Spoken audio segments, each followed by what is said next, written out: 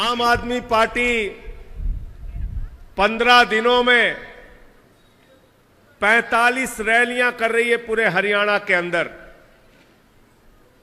और कई जगहों पे मैं गया, करनाल गया, जींद गया, कल उचाना में था, पानीपत, सोनीपत, कई जगहों पे रैलियां और सभाएं हुई। और जहां जा रहा हूं, एक बात लोगों के दिल से निकल के आती है कि हरियाणा की जनता ने कांग्रेस पार्टी को भी मौका दिया, हरियाणा के लोगों ने भारतीय जनता पार्टी को भी मौका दिया, हरियाणा के लोगों ने चौटाला जी की पार्टी को भी मौका दिया। इस बार केजरीवाल को मौका देना है, आम आदमी पार्टी वालों को मौका देना है, झाड़ू वालों को मौका देना है। और क्यों मौका देना है? क्योंकि इसी हरियाणा का एक लाल आपके बीच से, गांव से निकला हुआ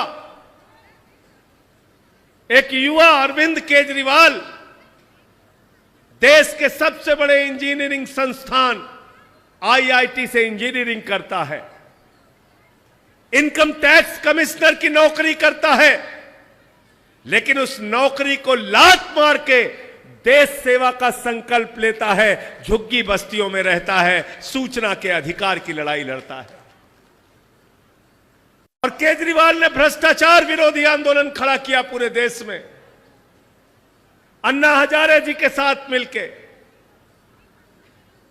लेकिन जब सरकारें नहीं मानी, कहते थे कानून बनाना है तो राजनीति में आओ, कानून बनाना है तो विधानसभा में आओ, कानून बनाना है तो लोकसभा में आओ। अरविंद केजरीवाल ने उस चुनौती को स्वीकार किया। 2013 में पहले चुनाव में ही दिल्ली की जनता के सहयोग से आम आदमी पार्टी का परचम लहराया और आम आदमी पार्टी की सरकार बनी। 2015 का चुनाव चल रहा था, मुझे याद है 2014 में नरेंद्र मोदी जी पूरे देश का चुनाव जीत के आए थे, हरियाणा जीत के आए थे, महाराष्ट्र जीत के आए थे, झारखंड जीत के आए थे। अहंकार से इतने लबरेज थे प्रधानमंत्री जी, रामलीला के मैदान में पहुंचे तो कहने लगे ये केजरीवाल तो बदनसीब है, इसको वोट मत देना, मेरा नाम नरेंद्र मोदी है, मैं नसीब वाला हूं, मुझको वोट दे देना। दिल्ली की जनता ने कहा मोदी जी ये लोकतंत्र है, यहां के मालिक हम हैं, हम जिसका चाहते हैं नसीब बनाते हैं, हम जिसका चाहते हैं नसीब बिगाड़ते हैं। और क्या किया दिल्ली के लोगों ने? अरविंद केजरीवाल को 67 सीटें, 70 में से 67 सीटें देके विधानसभा में भेजने का काम किया और नरेंद्र मोदी को 3 सीट देके विधानसभा में भेजने का काम किया और कहा बीजेपी वालों, दिल्ली में हम तुमको स्कूटर पार्टी बनाएंगे, एक स्कूटर पे बैठो और विधानसभा चले जाओ। ये काम किया।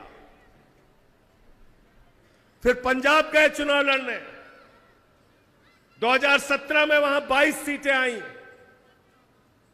लेकिन 2022 के अंदर पंजाब में प्रचंड बहुमत की सरकार बनी, आम आदमी पार्टी की ऐसी सरकार बनी। महेंद्रगढ़ के लोगों को याद रखना, 5 बार के मुख्यमंत्री प्रकाश सिंह बादल चुनाव हार गए, उनका बेटा उप मुख्यमंत्री सुखबीर बादल चुनाव हार गया, कैप्टन अमरिंदर सिंह पंजाब के मुख्यमंत्री चुनाव हार गए, नवजोत सिंह सिद्धू चुनाव हार गए, विक्रम मजीठिया चुनाव हार गए। पंजाब के मुख्यमंत्री चन्नी को पंजाब की जनता ने चवन्नी बनाने का काम किया, चुनाव हार गए। एक नहीं 2 जगह से चुनाव हार गए। मैं आपको यह बताना चाहता हूं कि लोकतंत्र के असली मालिक आप हैं, आप जिसको चाहते हैं वो विधानसभा में पहुंचता है, आप जिसको चाहते हैं लोकसभा में पहुंचता है, आप जिसको चाहते हैं उसको जमीन पर पहुंचाने का काम करते हैं, आप जिसको चाहते हैं उसको आसमान पे पहुंचाने का काम करते हैं। क्यों ऐसी हालत है हरियाणा की? अभी डॉक्टर मनीष जी बता रहे थे, जिला मुख्यालय नहीं बन पाया। पूरे हरियाणा के अंदर 3000 सरकारी स्कूल बंद कर दिए गए। अपराध की घटनाएं रोज हो रही हैं। ईडी सीबीआई से तो आम आदमी पार्टी वालों को भी डराने की कोशिश की गई। हमारे नेता अरविंद केजरीवाल को जेल में डाल दिया, मनीष सिसोदिया को जेल में डाल दिया, सत्येंद्र जैन को जेल में डाल दिया, मुझे 6 महीने तक जेल में रखा। लेकिन जिस दिन से बाहर आया हूं लगातार भाजपाइयों के नाक में दम कर रहा हूं, चुपचाप नहीं बैठा। चाहे संसद हो या सड़क, मैंने साफ तौर पे कहा 6 महीने नहीं, पूरी जिंदगी जेल में रखोगे तो रहने के लिए तैयार हूं, लेकिन तुम्हारे आगे झुकेंगे नहीं, तुमसे लड़ेंगे और जीतेंगे। आज दिल्ली में क्या काम किया आपके बेटे केजरीवाल ने, आपको जानना जरूरी है। दिल्ली में केजरीवाल मुख्यमंत्री बने तो सरकारी स्कूलों में भाइयों और बहनों मकड़ी के जाले लगे रहते थे। छोटे छोटे बच्चे टाट पट्टी पे बैठ के पढ़ते थे। बच्चियों के लिए टॉयलेट का इंतजाम नहीं था। अरविंद केजरीवाल ने उन्हीं सरकारी स्कूलों को जहां पर मकड़ी के जाले लगे रहते थे, एयर कंडीशन कमरे आपके बच्चों की पढ़ाई के लिए बनाए। एयर कंडीशन कमरे।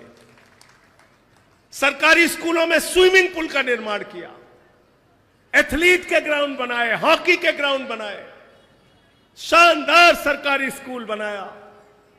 अरविंद केजरीवाल ने कहा गरीब के घर में रोशनी तो होनी चाहिए, लेकिन उस रोशनी की कोई कीमत नहीं होनी चाहिए। 300 यूनिट बिजली फ्री देने वाला पहला राज्य हिंदुस्तान का दिल्ली है, जो काम अरविंद केजरीवाल ने किया। फिर पंजाब में वही स्कीम लागू की गई।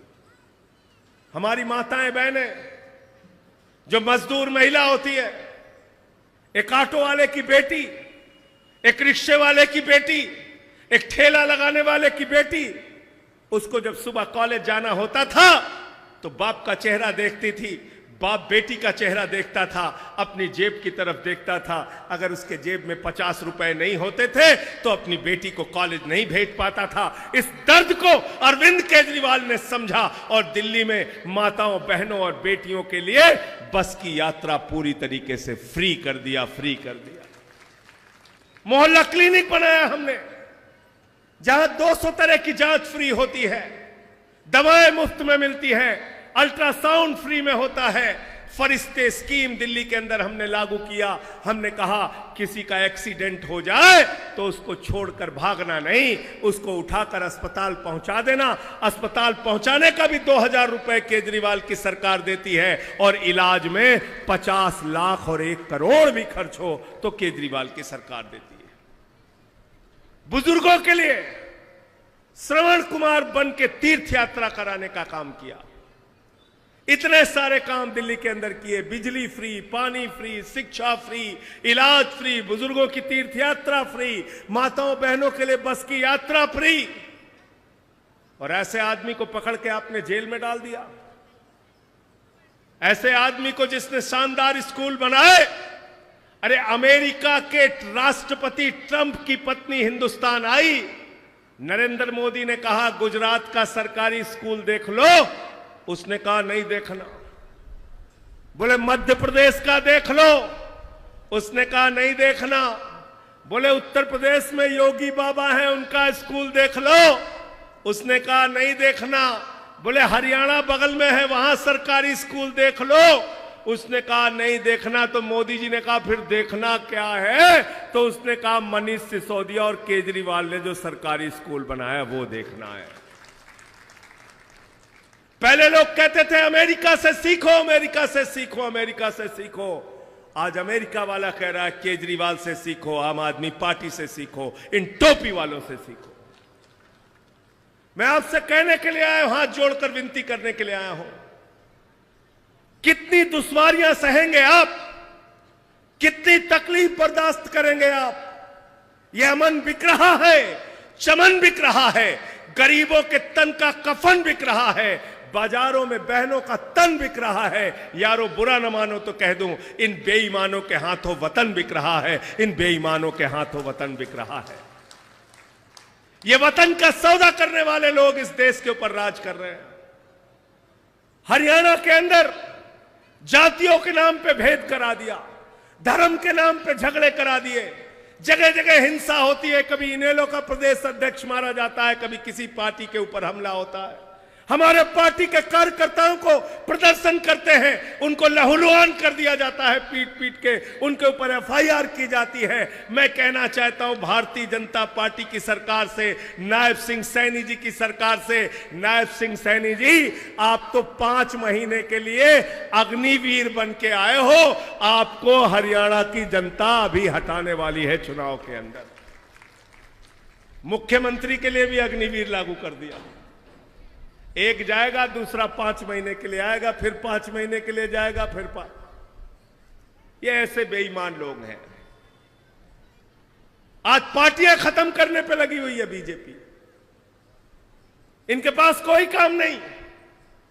चुनाव में आपसे नहीं जीत सकते तो विधायक तोड़ते हैं, सांसद तोड़ते हैं, पार्टियां तोड़ते हैं। अरे मैंने कार चोर सुना था, सोना चोर सुना था, बाइक चोर सुना था। ये बीजेपी वाले पार्टी चोर है, पार्टी चोर। वो उद्धव ठाकरे की तीर कमान चुरा ली, शरद पवार की घड़ी चुरा ली। दिल्ली में आए थे झाड़ू चुराने, दिल्ली ने झाड़ू मार मार के बीजेपी वालों को हमने वहां से भगाया। और इसलिए आपसे कहने के लिए आया हूं, भूलिएगा नहीं आपके साथ जो जुल्म और जाती हुई। इसी गुड़गांव के बॉर्डर पे, गाजीपुर के बॉर्डर पे, बहादुरगढ़ के बॉर्डर पे, नरेला के बॉर्डर पे लाठियां चलाई गई किसानों के ऊपर, आंसू गैस के गोले छोड़े गए। उनको खालिस्तानी कहा गया, उनको पाकिस्तानी कहा गया, उनको आतंकवादी कहा गया, अन्नदाताओं को अपमानित किया गया। 750 किसानों ने काले कानून के खिलाफ, मेरे भाइयों और दोस्तों, अपनी शहादत दी है। मैं हरियाणा के लोगों आपसे हाथ जोड़कर विनती करने के लिए आया हूं, जब अपना वोट देने के लिए जाना तो अपने उन 750 किसान भाइयों की शहादत को याद करके जाना और बीजेपी की जमानत जब्त करा के आना। यह मैं आपसे निवेदन करने के लिए आया हूं। इतना अन्याय। मैं उस समय सदन में था जब ये काला कानून आया। देश में कहीं आंदोलन नहीं चल रहा था। मैंने मोदी जी से कहा, मोदी जी ये कानून किसानों के खिलाफ है, इसको मत लाइए। उनकी जमीनों पर अमीरों का कब्जा हो जाएगा, ये कानून मत लाइए। उनको उनके फसल का दाम नहीं मिलेगा, ये कानून मत लाइए। सरकार मानी नहीं। मेरे मित्रों, जब ये बिल आया सदन के अंदर, मैंने पकड़ के माइक तोड़ दिया। बीजेपी वालों ने कहा संजय सिंह ने माइक तोड़ दिया, माइक तोड़ दिया, माइक तोड़ दिया। मैंने कहा बेईमानों, अगर किसानों की हड्डी तोड़ोगे तो मैं माइक तोड़ूंगा। मैं यहां चुपचाप तुम्हारे जुल्म सहने के लिए नहीं आया।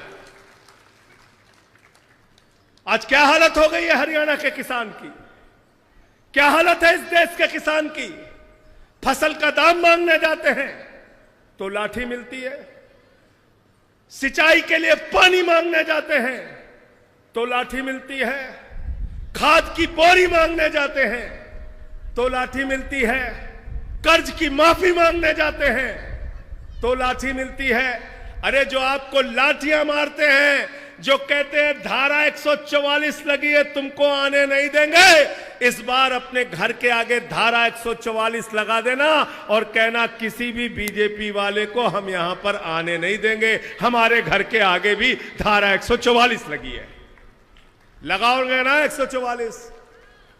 तैयार हो? C2 + 50%, न्यूनतम समर्थन मूल्य, MSP हरियाणा के किसानों को चाहिए, पंजाब के किसानों को चाहिए, देश के किसानों को चाहिए। और जब तक MSP का कानून नहीं बन जाता, हम और हमारे कार्यकर्ता आपके लिए सड़कों पर लड़ते रहेंगे, लाठियां खानी पड़े चाहे जेल जाना पड़े। दूसरा अन्याय इस सरकार ने क्या किया?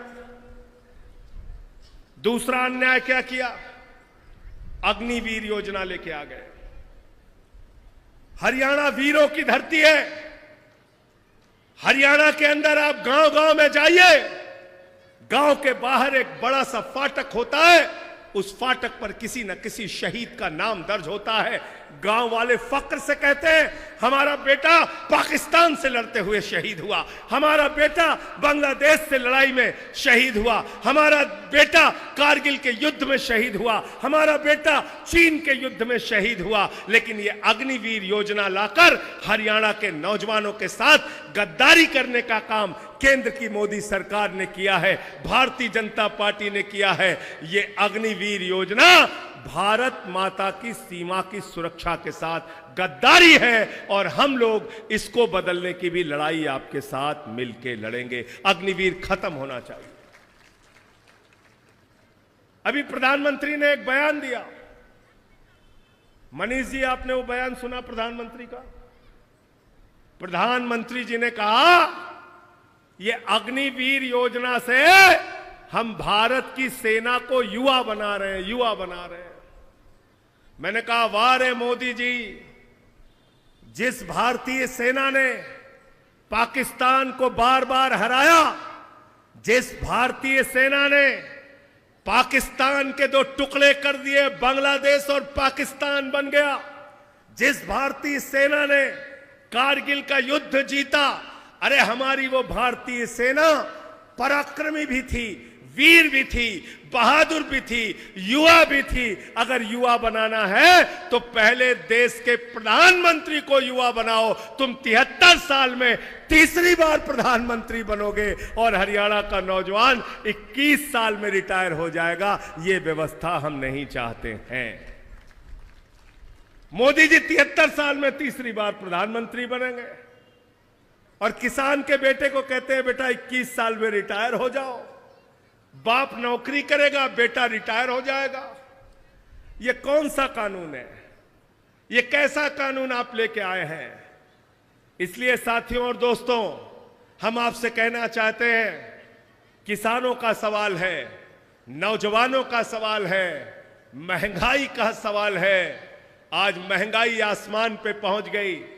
डीजल 100 रुपए के पार हुआ, पेट्रोल 110 रुपए के पार हुआ, टमाटर 250 रुपए किलो बिका मोदी जी के राज में, सब्जी महंगी, आलू महंगा, लहसुन महंगा, प्याज महंगा, सब कुछ महंगा। और एक बात मोदी जी कहते थे भाइयों और बहनों, जब अपना वोट देने के लिए जाना तो घर का सिलेंडर देख के जाना। कहते थे कि नहीं कहते थे? तब सिलेंडर का दाम था 400 रुपए, अब सिलेंडर का दाम हो गया है 1200 रुपए। मैं आपसे कहने के लिए आया हूं महेंद्रगढ़ के लोगों, जब अपना वोट देने के लिए जाना तो घर का सिलेंडर देख के जाना, अपनी सिंचाई वाली ट्यूबवेल भी देख के जाना जिसमें 100 रुपए का डीजल भरवाते हो, और वो पेट्रोल वाली बाइक और मोटरसाइकिल भी देख के जाना जिसमें 110 रुपए का पेट्रोल आपने भरवाया। वो दाल का डिब्बा भी देख के जाना जिसमें 250 रुपए किलो की दाल आपने खरीदी। वो सरसों का तेल का डिब्बा भी देख के जाना जिसमें 300 रुपए किलो का सरसों का तेल खरीदा। महंगाई को आसमान में पहुंचाने वाले लोगों को आपको जमीन के नीचे पहुंचाना है और बीजेपी को इस बार चुनाव में हराना है। 5 गारंटी दी है केजरीवाल जी ने। और अरविंद केजरीवाल के बारे में एक बात पता कर लेना, अरविंद केजरीवाल उस शख्स का नाम है जो वादे से ज्यादा काम करके दिखाते हैं, वादे से ज्यादा।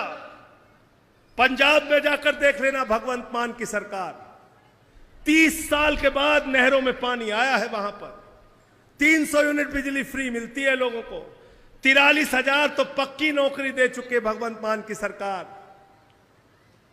और पेपर लीक नहीं हुआ कहीं, और न कहीं रिश्वत चली। यहां तो पेपर लीक हो रहा है, हर जगह पेपर लीक। अभी हमारी संसद लीक हो गई, संसद भी लीक हो गई। संसद का एक वीडियो देखा ना आपने? नई संसद बनी 1200 करोड़ रुपए की, और उस संसद में पानी लीक करने लगा, वहां पे एक नीले रंग की बाल्टी रख दिया। मैंने कहा पीएम बाल्टी योजना चलेगा, घर आपका लीक करे तो बाल्टी लगा के पानी इकट्ठा करो। 3,02,000 करोड़ रुपए का लिख लेना कागज पर, जीरो लगाते लगाते थक जाओगे। भारतीय जनता पार्टी ने 3,02,000 करोड़ रुपए का ठेका उन कंपनियों को दिया सड़क पुल बनाने के लिए जिन्होंने भारतीय जनता पार्टी को इलेक्टोरल बॉन्ड के रूप में रिश्वत देने का काम किया। 3,02,000 करोड़ का। नौजवान कहता है अग्निवीर खत्म कर दो, सरकार कहती है पैसा नहीं। किसान कहता है फसल का दाम दे दो, सरकार कहती है पैसा नहीं। माताएं बहनें कहती है महंगाई कम कर दो, सरकार कहती है पैसा नहीं। ये पैसा गया कहां? अरे आपका पैसा जो बैंकों में आपने जमा किया था, 2.5 लाख करोड़ रुपए का कर्जा अकेले अडानी को दिया है मोदी जी की सरकार ने। कितना? 2.5 लाख करोड़। ये मटरू अगर 2.5 लाख का कर्जा ले ले तो इनको पकड़ के जेल में बंद कर देंगे। गलत तो नहीं कह रहा हूं? इनकी बस बिक गई सब राजनीति के चक्कर में, हैं? गलत तो नहीं कह रहा हूं? 2.5 लाख करोड़ का कर्जा, 20,000 करोड़ का कर्जा बैंक से लेके नीरव मोदी लूट के भाग गया। 10,000 करोड़ विजय माल्या लूट के भाग गया। 6,000 करोड़ नितिन संदेशरा लूट के भाग गया। 3,000 करोड़ ललित मोदी लेके भाग गया। क्यों भाई? किसान अगर कर्जा बाकी रहेगा तो उसको लाठी मार के हवालात में बंद करोगे, और अपने दोस्तों का 2.5 लाख 1 लाख करोड़ रुपए कर्जा दे रहे हो आप। 16 लाख करोड़ रुपए पूंजीपतियों का टैक्स माफ किया इस सरकार ने। जरा कल्पना करना। इसलिए वे अरविंद केजरीवाल बार बार कहते हैं खजाने में पैसे की कमी नहीं है, सरकार की नीयत में कमी है। वो नीयत साफ सुथरी लानी पड़ेगी। अच्छे लोगों को जिताना पड़ेगा चुनाव में, डरने वाले नहीं कि नोटिस मिल जाए तो फिर चुप हो जाए, घर में छिप के बैठ जाए, चूहे के बिल में घुस जाए। ऐसे लोगों को मत चुनना कभी। बहादुरों को चुनना जो आपके लिए लड़ाई लड़ने का काम करें, संसद में भी हो और सड़क में भी हो। तो 5 गारंटी दी है केजरीवाल जी ने। नौजवानों को रोजगार, बिजली फ्री, शिक्षा फ्री, इलाज फ्री, 1,000 रुपए माताओं बहनों के खाते में हर महीने पहुंचेगा।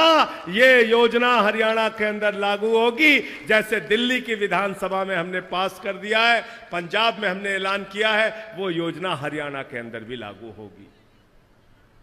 और इसलिए आपसे फिर विनती कर रहा हूं, आपने सारी पार्टियों को देखा, कांग्रेस को भी मौका दिया, बीजेपी को भी मौका दिया, चौटाला की भी पार्टी को मौका दिया। अरे आम आदमी पार्टी वालों को भी एक मौका दे दीजिए, एक मौका हमको दे दीजिए। हम बड़ा परिवर्तन करके दिखाएंगे हरियाणा की राजनीति में। ये बदलाव सभा का यही उद्देश्य है। और मैं अपनी बहनों से, माताओं से कहूंगा, आप हमारा चुनाव चिन्ह लेके आई हैं। मैं एक एक सवाल पूछूंगा, वही जवाब दीजिएगा, फिर अपनी बात खत्म करूंगा। आम आदमी पार्टी का चुनाव निशान क्या है? जरा जोर से बोलिए, झाड़ू उठा के बोलिए। चुनाव निशान क्या है हमारा? झाड़ू। घर की सफाई करनी हो तो क्या चाहिए? अरे झाड़ू दिखा के बताओ। झाड़ू। मोहल्ले की सफाई करनी हो तो क्या चाहिए? शहर की सफाई करनी हो तो क्या चाहिए? जिले की सफाई करनी हो तो क्या चाहिए? हरियाणा की सफाई करनी हो तो क्या चाहिए? और अगर किसी के दिमाग पे भूत सवार हो जाए तो भूत उतारने के लिए क्या चाहिए? समझ में आ गया? तो भाजपा वालों के दिमाग पे जो सत्ता का भूत सवार है, कांग्रेस इतने लंबे समय तक सत्ता में रही, इन लोगों के दिमाग पर जो भूत सवार है, झाड़ू मार मार के इनका भूत उतारने का काम आप लोगों को करना है।